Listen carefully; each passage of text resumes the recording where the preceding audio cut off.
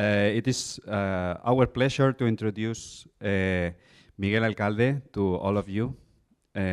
So Miguel is going to talk about the golden age of directed evolution of enzymes, and we are thrilled to listen to your talk, obviously. Miguel is full CSIC professor from the Instituto de Catálisis y Petroleoquímica in Canto Blanco campus. Is, as I said, CSIC research professor and founder of EvoEnzyme, which is a spin-off stemming from his research group. The central research of Professor Miguel Alcalde primarily focuses on the engineering of enzymes by directed evolution for a wide range of biotechnological purposes, as well as synthetic biology studies for environmental, energy, and industrial applications. Miguel is a biologist by training with postdoctoral stay at Caltech in the group of Frances Arnold, who was a Nobel laureate in chemistry in 2018, co-author of over 150 articles on enzyme engineering and applied biocatalysis and 14 field patents. Professor Alcalde has supervised 37 research projects and 12 PhD theses. He was working as a manager of National Research Agency of Spain in the area of biotechnology from 2019 to 2021, and was in charge of coordinating the section of molecular biotechnology and synthetic biology of the Spanish Society of Biochemistry and Molecular Biology from 2017 to 2020. He's current board member of the Biocatalysis Division of the European Federation of Biotechnology. So, with no further ado, please, Miguel, thanks for coming. Okay. Well, first of all, thank you very much, the organizers, the Institute, for the invitation. I truly appreciate it. It's great to be here. Yeah, today I'm going to talk about the about directed evolution of enzymes. I've entitled my talk "The Golden Age of Directed Evolution." And in case you are not familiar with directed evolution, I've divided my talk into two parts. First, a brief introduction about directed enzyme evolution, and afterwards I'm going to try to illustrate what we do with directed evolution in terms of protein engineering with different case studies taken from my own laboratory. I'm going to discuss a little bit about chimeric ligases, also about exotic research topic, which is the resurrection and evolution of ancestral enzymes. And last but not least, I would like to say a few words about peroxygenases in synthetic chemistry. So let's start with the introduction about directed evolution. All of you know that enzymes are wonderful biocatalysts which can speed up chemical reactions millions of times. And that's why they find a lot of applications in different industrial, energy, environmental sectors. However, to adapt enzymes to industrial standards, they need to be modified, genetically modified, by the hands of a revolutionary technique named as directed evolution. And no one can doubt now about the power of directed evolution. It's a reliable method, an elegant and robust approach to tailor enzymes, metabolic pathways, or even whole microorganisms with improved traits. Basically, by mimicking the Darwinian algorithm of natural selection, by the introduction of random mutations, by DNA recombination and coupling this to artificial selection, we can reduce the timeline of evolution from millions of years until only a few days of work on the bench of the laboratory. Indeed, by directed evolution, we can sculpture different biochemical properties in enzymes, in proteins, in antibodies. In terms of activities, we can modify substrate specificities, we can generate catalytic promiscuity, we can modify chemio, enantio, and radioselectivities, but also we can develop more robust biocatalysts. We can generate stronger stabilities against high temperatures or the presence of organic solvents, or enzymes that can tolerate different kinds of inhibitors, or even to enhance functional expression levels in heterologous hosts from scratch. So the ultimate goal of a directed evolution experiment, the ultimate objective, is the design of customized enzymes. And that's why this revolutionary method was recognized. Well, the inventor of this, my mentor in directed evolution, my teacher, Frances Arnold, was recognized with the Nobel Prize in Chemistry in 2019 because of the impact that these methodologies had in society, but of course also in science. In case you're not familiar with directed evolution, this is just a brief picture about how a directed evolution workflow is. Basically, we start from a parent gene or a collection of parental genes with certain degree of sequence identity within each other. These parental genes are going to codify for a given enzyme that we're going to improve. We generate diversity, DNA diversity, by different molecular biology techniques. We introduce random mutations, we induce recombination events, and these mutant libraries are going to be transformed and going to be introduced in an heterologous host, typically either E. coli or yeast. We induce the expression of these genes, we induce the expression of the enzymes, and we screen towards the biochemical property we're going to improve. Let's say that we want to have an enzyme that somehow must be more stable at high temperature. We incubate these libraries, which are typically in this 96 wild plate format at high temperature, in such a manner that only those variants which contains mutation that somehow adapt the enzyme to these conditions are going to show a reliable colorimetric or fluorimetric response against a probe, and we choose these variants as parental types for a new round of evolution. Round after round of evolution, we are accumulating beneficial mutations and also improvements until we achieve the desired trait. At this point, I would like to say that in my laboratory and also in other laboratories all around the world, researchers are using Saccharomyces cerevisiae as a heterologous host for directed evolution. We are, I would say that in 95% of the cases in my lab, we are working with eukaryotic genes, and therefore we perform directed evolution with eukaryotic cells in Saccharomyces cerevisiae, not only because it allows the secretion of enzymes and also because the advantage in terms of post-translational modifications, but also because Saccharomyces cerevisiae has a high frequency of DNA recombination. And this in vivo gap repair mechanism of Saccharomyces cerevisiae is extremely useful in directed evolution experiments for the generation of DNA diversity. And even though this is something that somehow is out of the scope of my talk for today, because we don't have enough time to explain this, but nevertheless, let me tell you that most of the examples you are going to see here in my presentation for today are supported by the directed evolution, by the physiology of the Saccharomyces cerevisiae machinery in terms of library creation. If you are wondering how we introduce these mutations, there are two ways or two approaches. What we call the asexual approach, which basically means the introduction of random mutations, and the sexual one. How we introduce random mutations? Typically through error-prone PCR. When you know that when we are amplifying DNA, we are using polymerases with high fidelity. So basically we alter the conditions of the PCR reaction in such a manner that the polymerases are making mistakes. And those mistakes basically means that these polymerases are introducing mutations in the process of amplification of DNA. And this introduction of mutation is occurring randomly. And the second approach is the sexual one, which basically means the recombination of different parental genes in order to have chimeric enzymes. Let me establish an analogy between what we call animal breeding and molecular breeding. In animal breeding, we start only with two parental types. In molecular breeding, we use one, two, or many parents. Actually, we can shuffle many different enzymes, many different genes from different sources.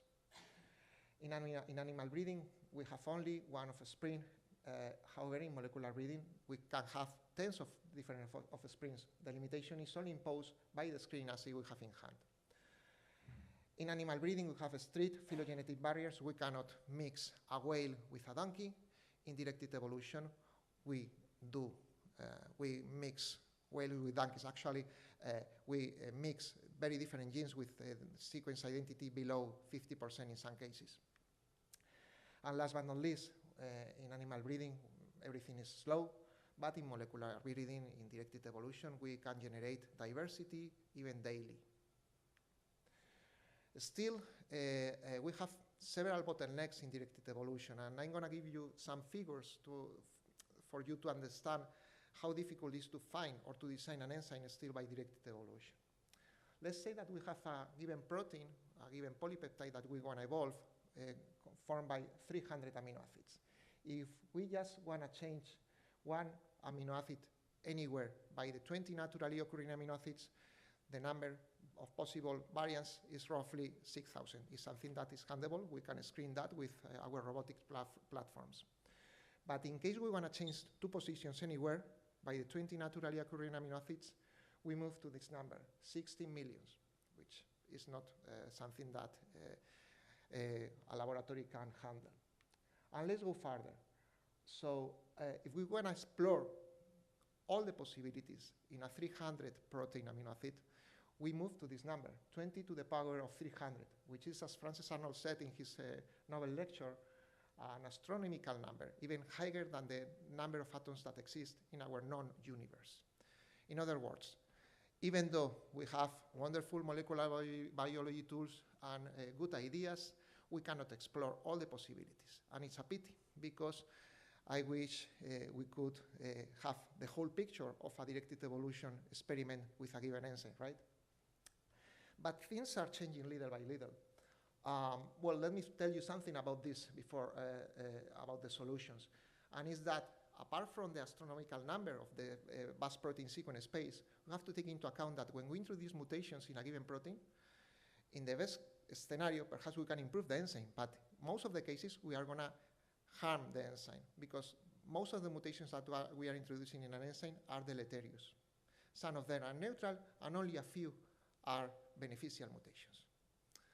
And besides this, we have to take into account that a portion of the fitness landscape, the protein fitness landscape, is responsible for encoding functional proteins with clips and holes where slight changes in sequence lead to a total loss of function.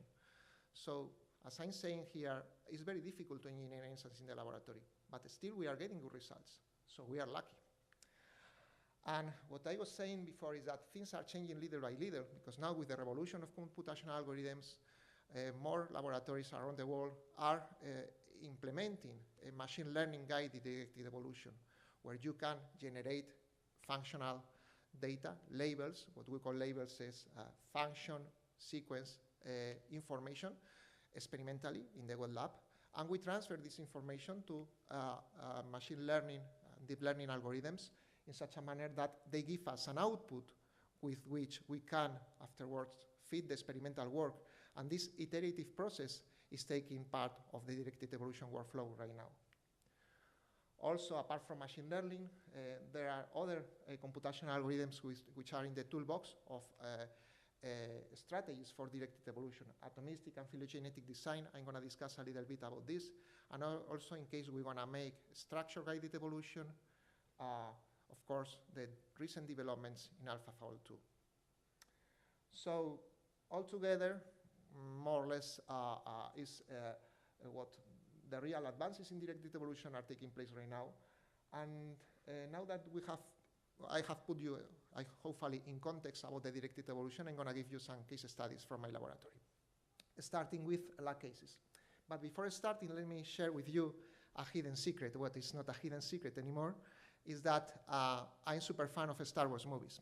And I put in this slide because in the next few minutes you are going to find strange names of mutants, like Vader, Padawan, Grogu, Han Solo, or whatever.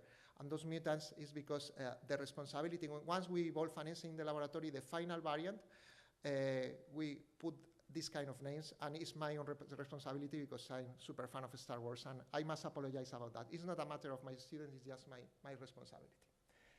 Okay, so having said this, let's start with fungal lacases.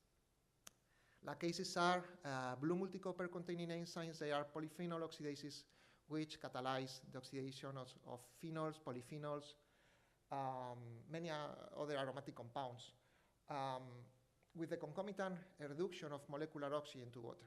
Actually, lacases are considered by many as the ideal green catalyst because they can oxidize a bunch of different compounds, releasing water as only byproduct and using oxygen from air. And we've done a lot of directed evolution campaigns with different lactases. Actually, when I returned from Caltech, the first enzyme with which I was working with a lactase, and we've spent the last couple of decades doing things with lactases. But for today, I've just taken this example about chimeric lactases. So actually, we wanted to combine the properties of different lactases from different sources using computational and directed evolution algorithms. And we did this in collaboration with Frances. Actually, she developed, when I was there, an algorithm, a computational algorithm, which is called schema RASP. And it's a computational method by which we can obtain chimeric proteins by homologous recombination of different parental types. So basically, this algorithm allows us to establish crossover points between different parental types and define the blocks which are going to be recombined. And afterwards, after these calculations, which are based, of course, in the structure of the protein, so you need the structure of the protein, this is important, but also in the interaction between the enzymes and the neighborhood, we transfer that information, which was calculated computationally, to the wet lab. And we have done this with 3 different lactases, with different redox potentials, with different substrate promiscuities, and different stabilities. We generate several libraries of schema RASP, and at the end we selected one in which we define 4 different schema RASP blocks, as you can see here. And interestingly, the catalytic pocket of the chimeras were conformed by the different blocks of the different parental enzymes. And we screened this mutant library against thermostability, because one of the most beautiful approaches of schema RAS is that once you create the family of chimeras, you can improve the thermostability. And indeed, we did. If you take a look at these 3 guys are the parental types, and this is the half-life. The half-life we define as the time in minutes required by the enzyme to lose 50% of its initial activity at room temperature when incubated at 70 degrees. So these 3 guys, especially the first one, the AA parental type, are strongly thermostable. But if you take a look at the chimeras, for example, this chimera surpassed by far the behavior of parental types. So in other words, the chimeras were much more thermostable than the parental type, which is a good result. And other interesting information that we learned from this experiment is that because the catalytic active site, which is formed by 4 copper atoms, 1 copper atom and the T1 copper site, and 3 copper atoms which are clustered in a trinuclear copper cluster where oxygen binds, this catalytic site was conformed by the participation of the different lactases, parental enzymes, and we detected that the promiscuity, the substrate specificity of the enzyme was broader in the chimeric enzymes than in the parental types, which was very useful in terms of future applications in different sectors. As we wanted to improve further the thermostability of this enzyme, we thought that might be interesting taking a look at the experiments we did many years ago with other lactases, finding stabilizing mutations which could be incorporated in this chimeric enzyme. And actually, by recombining all these mutations in the chimeric enzyme, we obtain this final variant, which we call Lac-Bader mutant, whose half-life at 80 degrees is over 200 minutes. This enzyme is one of the most potent lactases reported so far because it has several attributes together, has a high redox potential at the T1 copper site, actually one of the highest reported so far because was evolved also for this application, has a high thermostability, and has a broad substrate specificity. Okay, and now let's change a little bit about other applications in terms of protein engineering. I'm going to discuss a little bit about resurrection and evolution of ancestral enzymes. To introduce this topic, we have to think in the basics about the origin of our of life in our planet. It is well known that when life arose many years ago in our planet, the primitive cells only contain a limited set of enzymes, a few dozens or hundreds of enzymes, not like modern cells which contain thousands of enzymes, because they couldn't afford to have a whole repertoire of enzymes for every single metabolic task within the cell. But what happened in the course of natural evolution is that these enzymes, which were generalist in terms that they were displaying different activities for the different metabolic tasks that were required for survival, they specialized in the course of evolution in such a manner that all these activities, some of them were improved, as you can see here in a mother enzyme, but others were lost. Okay. Now, with the rise of computational methods, it's possible to infer the sequence of ancestral enzymes in your computer. Afterwards, you have that sequence. You send an email to a company which is going to synthesize for you the DNA which correspond to that protein, and you can introduce that DNA into a mother microbe. Inferring the sequence of an ancestral enzyme is so-called ancestral reconstruction, and put that gene into a mother microbe is called ancestral resurrection. And in principle, these ancestral nodes are virgin molds for directed evolution, are good canvas for directed evolution, because what we could do afterwards is take advantage of this ancestral enzyme and move forward by adaptive evolution in order to have enzymes that show different activities of properties that were present in the Precambrian era, for example, but are not in our planet anymore because they were disappearing little by little in the course of evolution. Or even we could take the other way around. We could travel back from a mother counterpart by genetic drift, which is the introduction of random mutations, which are neutral mutations, and that can open the substrate promiscuity, and afterwards travel forward by adaptive evolution. Whatever the case, this concept of evolving resurrected enzymes can be a suited vehicle to engineer novel catalytic functions, but also to explore natural evolutionary principles in terms of protein robustness and evolvability. And we've done this with different enzymes, with lacases, with peroxygenases, with cuteinases.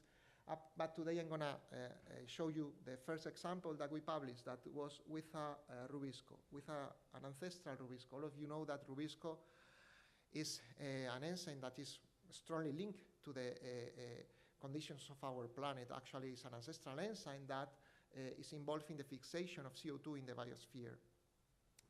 And this was a project funded by Repsol Foundation in collaboration with Spencer Whitney, who is an international reputed expert in Rubisco engineering, and also with Jose Manuel Sanchez Ruiz, who is pioneering the concepts of ancestral reconstruction.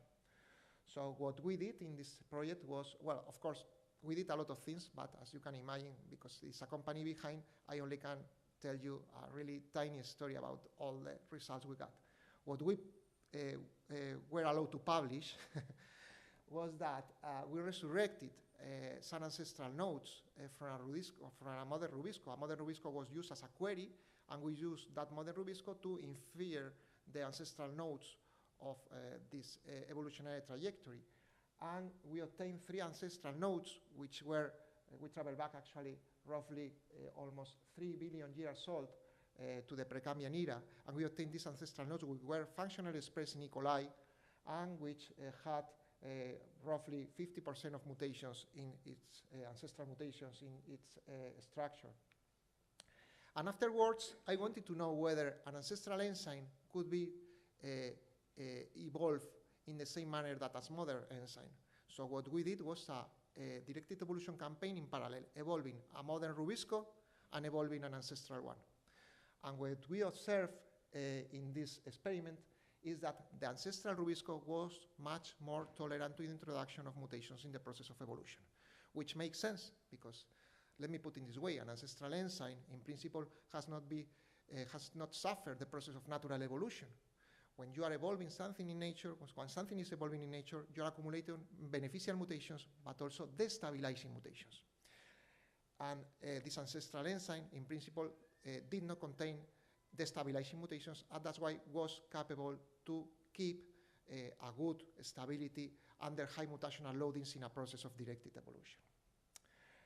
Nevertheless, I've included this slide because it's very funny. You know that I have already shared with you that I'm a super fan of Star Wars and science fiction movies in general terms.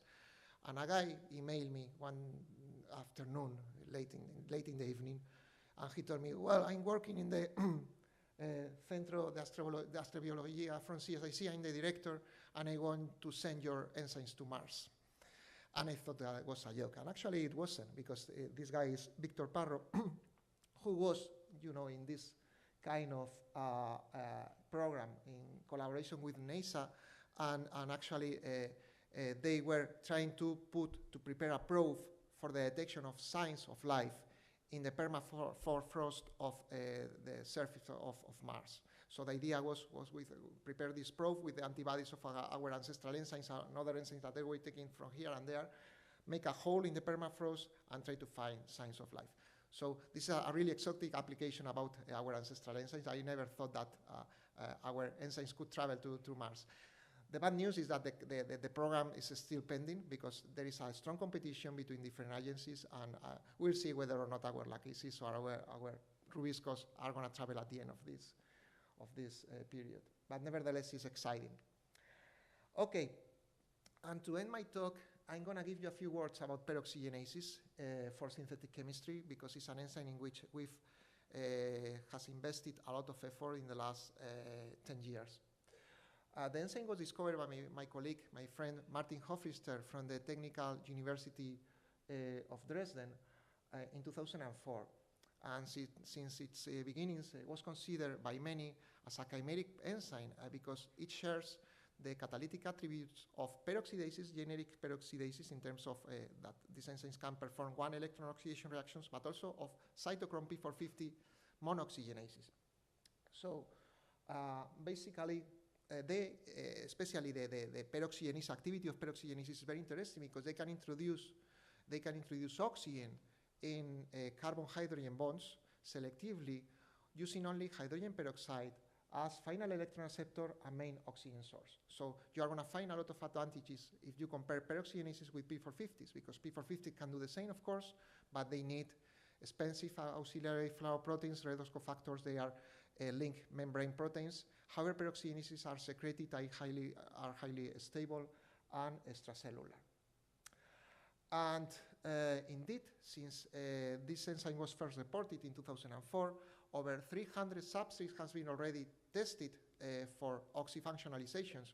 And I like to represent this enzyme like a Swiss Army knife, which can unfold a repertoire, a portfolio of different reactions. Among them, you can find brominations, sulfoxidations, N-oxidations, aromatic hydroxydations, alkyl hydroxydations, epoxidation, ether cleavage, and this, in many of the cases, unwanted one-electron oxidation reaction. This slide is summarizing the efforts done by my lab and other labs around the world in terms of engineering peroxygenases. There are two families, long UPOs, short UPOs. I'm not going to go in details in this because it's too much, but keep in mind that we are using all these methods for directed evolution, and among the prospects, we are also applying very recently atomistic and phylogenetic design, artificial intelligence-guided evolution, etc. And indeed, you can see here some of the directed evolution campaigns we've done with peroxygenases so far. We have evolved peroxygenases to be more selective, to be more active against non-natural substrate. Actually, we are creating new-to-nature peroxygenases to perform new-to-nature chemistries, to work at high temperatures, or just to perform, let's say, the hydroxylation, the terminal hydroxylation of alkanes, which is a milestone in synthetic chemistry. Still, despite of this, all these advantages in terms of reaction engineering of peroxygenases, there are some bottlenecks. First of all peroxygenases reported so far show tiny expression levels in an heterologous host. And as you have said, you have seen in my presentation, to engineer an enzyme must be functionally expressed in an heterologous host. And second, in some cases, we have a lack of control in the selectivity. So how to solve this? Of course, we apply directed evolution. And even though the first peroxygenase was reported in 2004, was only until 2014 when the first peroxygenase was functionally expressed in an heterologous host, in this case in yeast. And we did this by directed evolution. We subjected the Agrothibe agarita peroxygenase, and it's a peroxygenase which is coming from an edible mushroom, the first peroxygenase reported.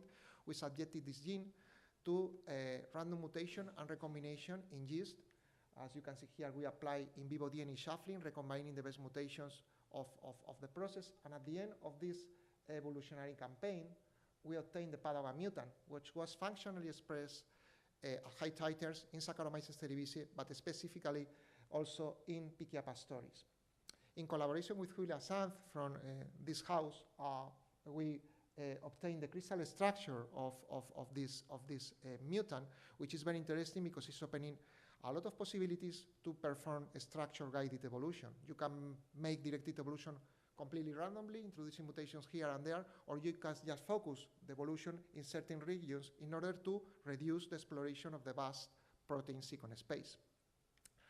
So once we have solved the problem of functional expression, well, take into account that this is an example about one peroxygenase. We have evolved other peroxygenases also for functional expression, but I'm not going to comment here because we don't have enough time. The point is that we could go to other more challenging approaches. And among them, we thought that might be interesting to test peroxygenases for the pharma sector, specifically in the synthesis of human drug metabolites. Human drug metabolites, as all of you know, are the result of the metabolization of pharmaceutical by our liver P450s. And for the pharma company, for the development of medicines, it's paramount to have in large amounts and purities human drug metabolites in terms of performing pharmacokinetic and pharmacodynamic studies. The problem here is that, of course, to prepare this kind of human drug metabolites chemically is very difficult because you need a lot of steps of protection, so it's a tedious process. And if you try with liver P450s, it's something that you can do, but liver P450 are difficult enzymes to work with. So we thought, okay, could we make a universal peroxygenase that behave like an artificial liver in the production of human drug metabolites? And the first step in this direction was published a few years ago for the synthesis of 5-hydroxypropranolol, the human drug metabolite of propranolol. Propranolol is this beta blocker drug which some of my students are taking to reduce the rhythm during the presentations. So, and the challenge here was twofold. On the first hand, we need a peroxygenase that must be engineered in such a manner that hydroxylates propranolol selectively, radioselectively into 5-hydroxypropranolol. But here we have a strong problem. I said before that peroxygenases contains or carries two different activities. The oxygen insertion in carbohydrate bonds, the peroxygenase activity, but also the peroxidase activity, which is a reminiscent activity of its peroxidase character. And indeed, the problem here is that once 5-hydroxypropranolol is accumulated in the reaction media, it's going to become substrate of the peroxidase activity of the enzyme. The enzyme is going to take this product as a substrate, is going to take an electron from this aromatic ring, producing a phenoxyl radical and kinones, which are going to polymerize non-enzymatically, reducing the production of our wanted product. So the challenge here was how to enhance this activity while blocking this peroxidase, this unwanted activity. And we did this by structure-guided evolution. Taking advantage of the crystal structure of the Padawan mutant, we focus the directed evolution in this alpha helix, highlighted here in pink, along with some loops after some docking experiments. And we perform directed evolution in this area by using this strategy. The morphine strategy was a strategy developed in my lab some years ago, which we are currently using still in many different projects, and basically consists in the introduction of random mutations and recombination events only in specific sections of the protein, while keeping aside of evolution the remaining part of the gene. And this is done everything in vivo in Saccharomyces cerevisiae in one pot. So it's very simple and a straightforward approach. Also, we combine morphine with saturation mutagenesis. That all of you know, saturation mutagenesis is the introduction of the 20 naturally occurring amino acids in a given position in a combinatorial manner. So after this process, we obtain a mutant, which we call solo variant, whose catalytic activity, whose catalytic efficiency was improved by 2 orders of magnitude. And as we wanted to demonstrate that this enzyme could be scalable at industrial level, in collaboration with my colleague Frank Holman from the Technical University of Delft, we coupled a cascade reaction for the in situ supply of hydrogen peroxide in such a way that at the end of the process we obtain total turnover numbers close to 300,000, which is very close to the industrial standards. And actually, this was, before publication, was patented and was the base of the spin-off company that we founded. I'm going to show you a few slides at the end of my presentation. As we wanted to know actually how these mutations affect the behavior of the enzyme, in collaboration with Professor Victor Guayar from the Barcelona Supercomputing Center, he ran some molecular dynamics and quantum mechanics, molecular mechanics, and also protein energy landscape exploration experiments. And what he found out is that these 2 mutations in the gene access channel highlighted here in red and orange were responsible for this effect. So basically what happened was that propranolol was even a better substrate for the enzyme, while the product of the oxygenation of propranolol, 5-hydroxypropranolol, was not a good substrate anymore. And that's why we increased notably the efficiency of the enzyme in the production of this human drug metabolite. And to end my lecture, I would like to say a few words about Sarel Fleischmann. He's a colleague of mine with whom we are collaborating deeply in the last few years. He was making the postdoctoral stay with Dave Baker, and as you can imagine, coming from that laboratory basically means that he's a genius in computational approaches for protein engineering. And actually, possibly you know the Sarel's work. And he has developed wonderful algorithms like PROS algorithm, like FANLIP algorithm. And we've applied recently the FANLIP algorithm in our peroxygenases. FANLIP is an algorithm which basically take advantage of the evolutionary information to rule out mutations that are hardly observed in the natural diversity. And also this is combined with Rosetta atomistic calculations to eliminate destabilizing mutations. So basically, the idea of FANLIP is to introduce a set of mutations in the active pocket of an enzyme. But when I'm saying a set, I'm saying 4 to 5 mutations, which is very aggressive, because all of you know, many of you are working with proteins. When you introduce mutations in an active pocket, in most of the cases, you are going to inactivate the enzyme. In this case, we are not talking about introducing 1 or 2 mutations. We are talking about introducing 5 mutations in the active pockets at least. And this is very aggressive. So the very first thing you have to do when you are applying FANLIP algorithm is to select the area in which you are going to run the algorithm. In our case, we had a clear picture about this because we wanted to just map the whole gene access channel of the enzyme. So basically, all these residues, which are highlighted here in green, were subjected to the algorithm. And we obtained a family of designs with mutations from 4 to 5 in the gene access channel. 22 from the 25 designs were active, functionally expressed, and stable, which is very, very amazing in terms of protein engineering. And what was more surprising is that some of the designs, many of them, show an antiodivergence, which is very interesting in terms of the application of peroxygenases. Summarizing this project, these designs were active and stable in a range of temperature and pH, displaying an antiodivergence and increasing catalytic efficiency in some cases, notably with total turnover numbers several folds over the parental type. We try to find a reasonable explanation about the effect, the epistasis between the different mutations, but it's difficult to rationalize this. Whatever the case, what we say at the end of this project is that this constellation of multi-point active site mutations are compatible with protein folding and expression. And this is because of the FANLIP algorithm, which is based on Rosetta. And now we are connecting these kind of experiments with directed evolution, because all these variants are wonderful departing points for further engineering by directed evolution. And in my lab, we are using some of these variants to evolve them towards different approaches. Okay, so to conclude my lecture, I would like to say that we've seen a wonderful journey since the origin of directed evolution till today, where enzymes were at the beginning evolved, afterwards metabolic pathways. Now we can see even whole microorganisms evolve in the laboratory by genome shuffling.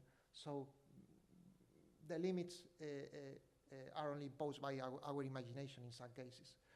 And indeed, with the revolution that we are witnessing right now in terms of the introduction of new computational approaches like machine learning, like Rosetta design, like ancestral reconstruction, we can now play a lot in protein engineering for different applications. So directed evolution, as I see directed evolution, is definitely at the core of synthetic biology, metabolic engineering, and system biology. And with the incorporation of all these tools, we are closer to close the biotechnological rainbow, which is formed by the blue, green, red, and white biotechnologies. And indeed, we can travel beyond the nature limits by directed evolution to prepare enzymes for new chemistries, or to work in non-natural environments, to work in the degradation of plastics, and much more. And finally, just let me tell you a few words about my little son, which is, well, I have 3 sons at home. They are beautiful, but also we have this guy, which is our company, our spin-off company, IQF-CSIC, which was, well, right now we are set up in the Scientific Park of Madrid. We have our own offices, laboratories, and we are pretty proud about how the things are going so far. The company was founded in 2019 and achieved the break-even point in 2020. So in the middle of the COVID crisis, which is a miracle. And we were very active in terms of acceleration programs, in terms of applications for European grants, and of course in terms of looking for customers. And well, the company is based on the research I've done in my laboratory for over a couple of decades, and was based on a patent, on the patent of deperoxygenase for human drug metabolites. From that starting point, we have developed a plethora of possibilities. And basically, the focus of the company is twofold. On the one hand, we are commercializing our own enzymes. We have a small repertoire of enzymes that are being commercialized, mostly peroxygenases, but also lacases and cutinases for the pharma, chemical, and environmental sectors. Also, we are little by little moving forward for the plastic degradation issue. And also, we developed directed evolution projects for the customer. So a customer comes to us and wanna, have a problem with an enzyme, or even don't have a clue about which enzyme to use in a process. We select the enzyme, we evolve the enzyme for them, and we give them the enzyme in a final result. And these are the areas where the company is involved. Actually, well, on the one hand, we have, of course, grants. We are right now running 5 European projects together, some of them in which, for example, the GUNSES project, which is a Pathfinder project, we are coordinating that Pathfinder project in different areas. But of course, we have a nice portfolio of customers with whom we are collaborating to develop enzymes for their specific projects. And that's basically all. In case you want to have a reliable partner for future applications for national or international grants, don't hesitate to contact us in case you are interested. And finally, just to thank all the people of my laboratory and also from IQF-CSIC, who are always working with high enthusiasm and motivation. Special thanks to Frances Arnold, because without her support and guidance over the years, this couldn't be possible, and all the colleagues along all these years that also we are collaborating closely. Thank you very much.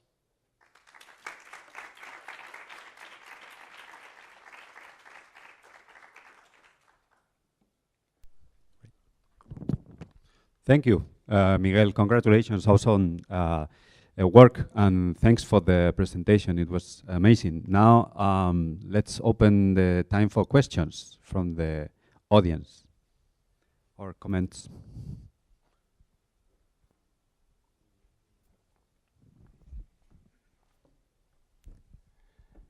Thank you very much, Miguel, for this nice presentation. So I wonder how this the evolution of artificial intelligence could really modify the perspective you have right now, because right now you don't need to really have a natural evolution somehow of the proteins, because you can design completely synthetic proteins without the typical faults that has been preserved during this million years evolution. So do you explore right now how to prepare this kind of fully artificial enzymes, considering also the evolution somehow in a different way?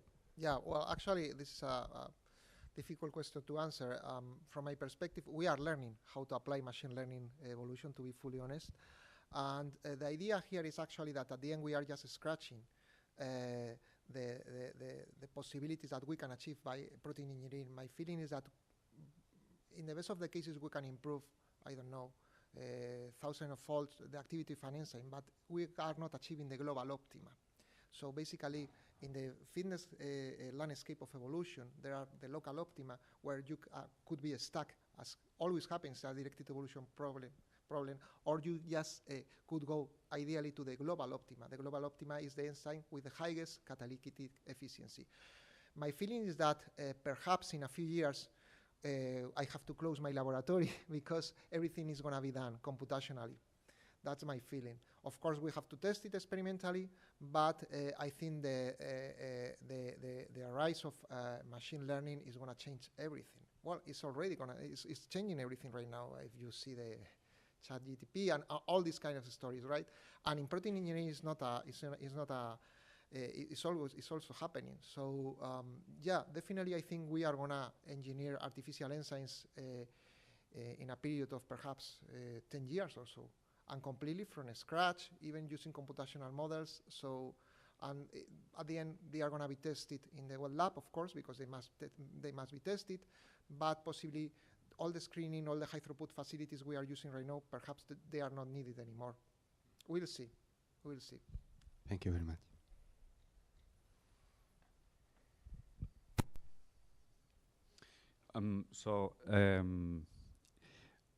Like, if you could make some comments in terms of structure. I have like two questions. First, like, how do you date a protein? Like, how can you say when this protein appeared in evolution? And the second, in terms of structure, what is like, can you say something about particular faults or patterns of secondary structure that are more tolerant to accept mutations? So that in that sense, that are more like ancient, no? In evolution. You mean in terms of ancestral reconstruction, right?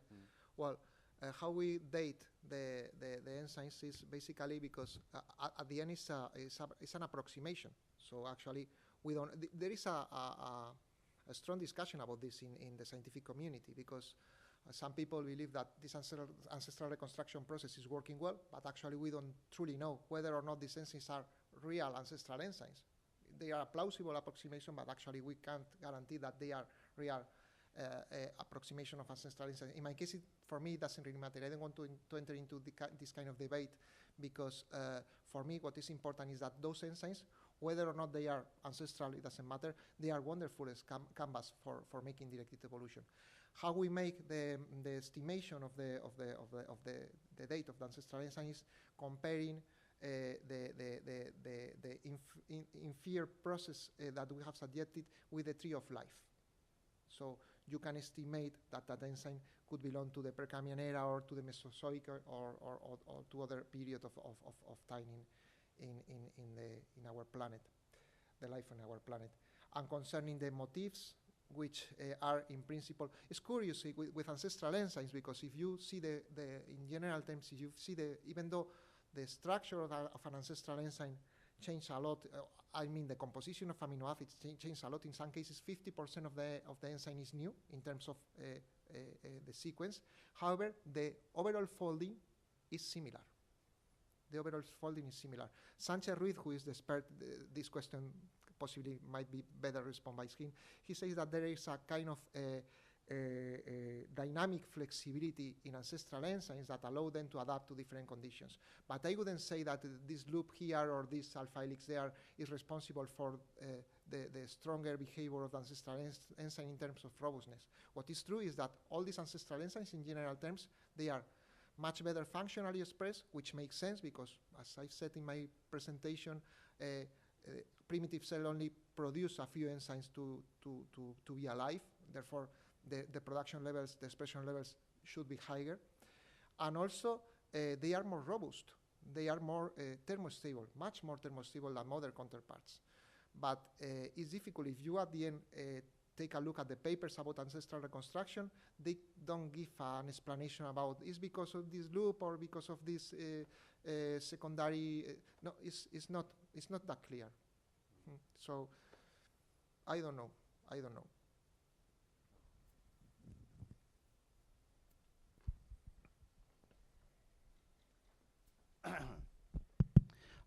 Thank you very much for this nice talk. Coming back to the handful of enzymes that probably had the ancient organisms at the onset of life on Earth, do you think that among these enzymes there are enzymes involved in electron transfer, very powerful enzymes involved in these processes? And I said that because it is supposed that at that time the solar radiation was very high on Earth, and the radiation damage provoked by this radiation on biomolecules is the generation of ROS. So do you think there are maybe very powerful enzymes dealing with ROS at that time? Possibly yes, but I'm not fully sure. I mean, it's difficult to understand. I mean, at the end, all these stories are wonderful because you can hypothesize about how was our planet in the Precambrian era, right? But I've got the feeling that yes, at the end you have to keep in mind that even photosynthesis is linked to electron transfer pathways, right? So I would say that yes, but of course they could have their own mechanism to protect themselves from this generation of reactive oxygen species. So, but this is something that paleoenzymologists could answer much better than me. And also somehow related to this, in those anaerobic conditions, have you observed any anaerobic fingerprint in the structure of ancient enzymes? Well, my experience with ancestral enzymes is limited. We've only resurrected peroxygenases, rubisco, lacases, and cutinases. So the rubisco was the only enzyme with which is linked to the production of oxygen in our planet, right? So, but we haven't traced that. This is something that we are not involved. So I don't know. Okay. Thank you.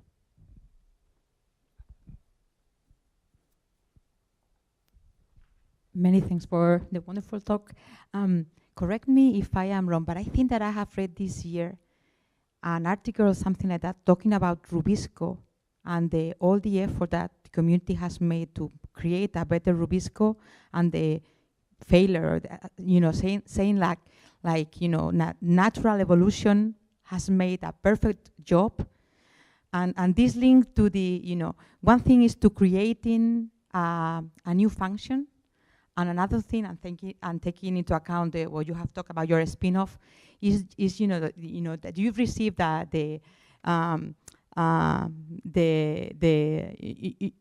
someone comes to you to say, hey, I want this enzyme, and I want to improve this, which nature has done, up to now. So, this, natural evolution versus artificial evolution or lab evolution, and I have no expertise on this, but thinking about this topic on rubisco, what do you think? This is more a philosophical question. Yeah. So what do you think about all? I guess that you have a very complete overview about what is being done in this field. Yeah. My feeling with rubisco is a very complex enzyme to work with. So I would never start working with rubisco again. Now when I can hear me that rubisco is a nightmare. It's a nightmare. It's very difficult. And actually, I was in a reviewer panel of a FED project where Tobias Earp, who is involved in photosynthesis, he's one of the most important leaders in rubisco and in photorespiration engineering. And they decide not go through the Rubisco pathway anymore because it's so complex. And instead they are trying to create artificial photorespiratory pathways to solve the problem of the slow growth of crops, which is an urgent problem in our planet, right? So in terms of Rubisco, my feeling is that it's very difficult to evolve its enzyme to enhance its catalytic efficiency, which is tiny. But in that project, we were not hired to enhance the catalytic efficiency of Rubisco. We were hired by Repsol company for other issues, to fix CO2 in something, okay? And I can tell you the results, of course, but it was a very complex project. Nevertheless, in terms of our company, of course, people come with crazy ideas, something that nature has never thought about. Why don't evolve an enzyme towards a different, and this is the beauty about directed evolution, that you can open new evolutionary pathways, new evolutionary trajectories where nature has never been before. And this is something that can be done. But I wouldn't try with Rubisco because Rubisco was a real stressful experience. But yeah, it's something that my feeling is that by directed evolution you can engineer almost everything. As long as you have a tiny activity, latent activity or promiscuous activity, you can rise up an activity if it's there. If not, it's difficult. It's difficult. To create an activity from nothing is not, at least by this moment, is not possible.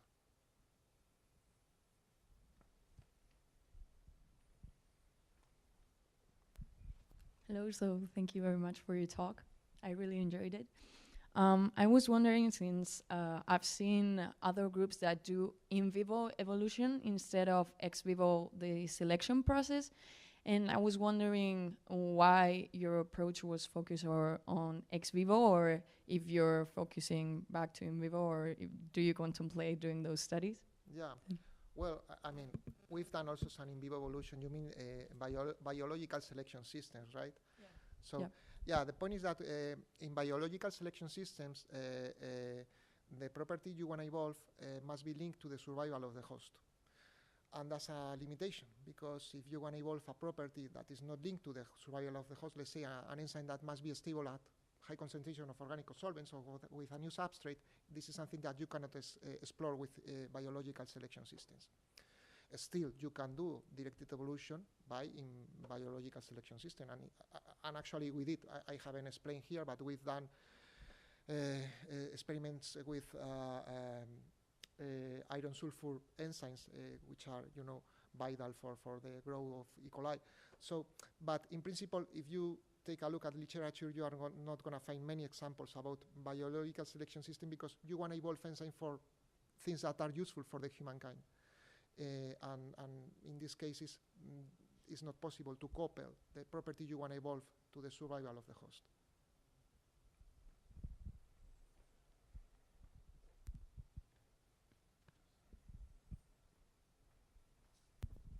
Thank you for the talk. It was very inspiring. I guess probably one of the holy grails of enzyme evolution will be to have an enzyme to produce hydrogen, for instance, no? What will be the best starting point as an enzyme or family of enzymes or systems to achieve this, which I guess will be many energy industries after? That's a good question. And actually, we are working in one of the projects. We are involved with Evo enzyme. Oh, sorry. Let me.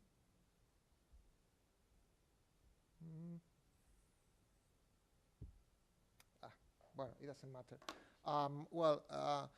For example,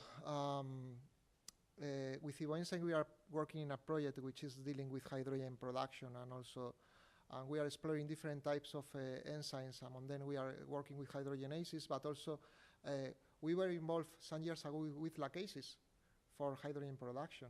So there are many different enzymes that could be applied, trying to find promiscuous activities that could be boosted by directed evolution.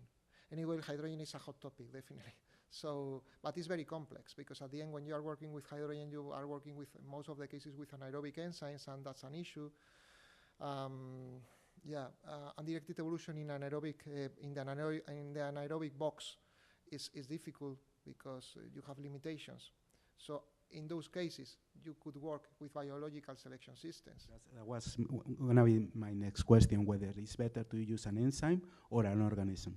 I would say an organism, because technically it's very complicated to work in anaerobiosis in directed evolution, unless you are novel science and you have a chamber of 100 meters square with all the things in anaerobiosis. But as we are a small company, thinking in my company, and also thinking in the project in which we are involved right now, we are trying to move towards biological selection systems, yes.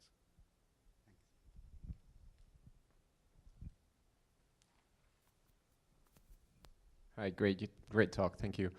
So my question is, you've said throughout your talk, and you repeated it a couple of minutes ago, that directed evolution lets us explore new paths that nature has never explored before.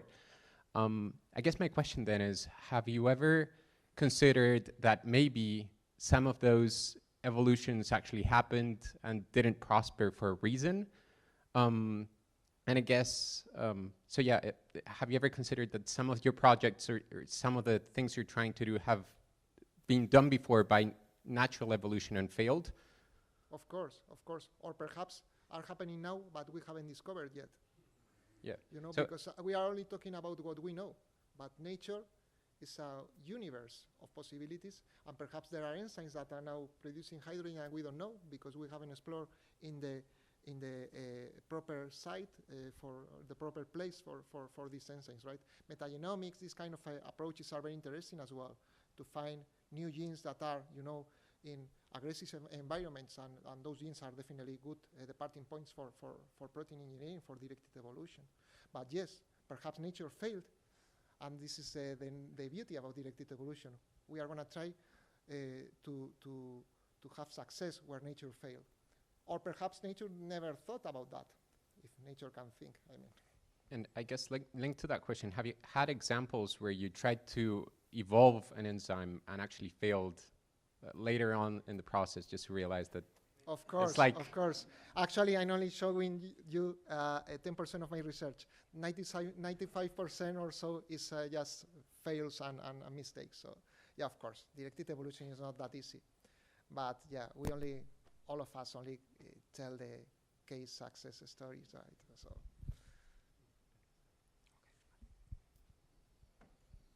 Okay, so I think that we can call it a day.